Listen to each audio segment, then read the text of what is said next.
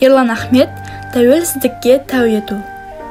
Ақылда тегіл, арында барман ағысы. Бүтіндеп бойын бүрленді бүкіл бағышы.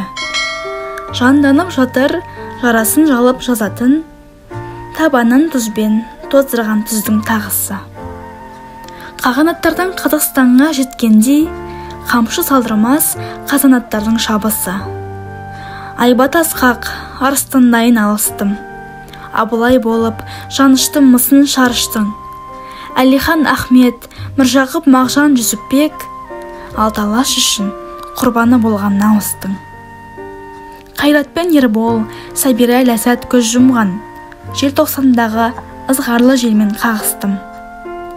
Дүние жүзі мойындап тұрған барыспын, қайтпаста қайсар қазақ атыммен таныспын. Ғылымда шыққан, биігін әлем құптаған, Марғұлан Әлкей, Имантайұлы Қаныштың. Төріне барып, келседі сонау ғарыштың. Текті ғой жұрттым, тәубесін білген табыстың. Самал ескен, мұғалжар ембі тұранның. Сарарға төсін шарлығын қайсыр қыранман. Еркінді құрған, жеріме төнген қатерге, естірткен үні жаңғырып шыққан ұлармын. Сан ғасыр бойы иыққа тіреу іздеген, сан алуан ұлттың саясы болған шынармын. Тінімен тілін, дінімен ділін сақтаған түпкіліктегім, көк тұрғын мен сақ бабам. Тарихын тасқа қашаған ұлы күлтегін, мұрасын мәңгі санаға құйып жаттаған. Әкені таудай, ананы күндей көретін, халық біздана баланы балдай баптаған.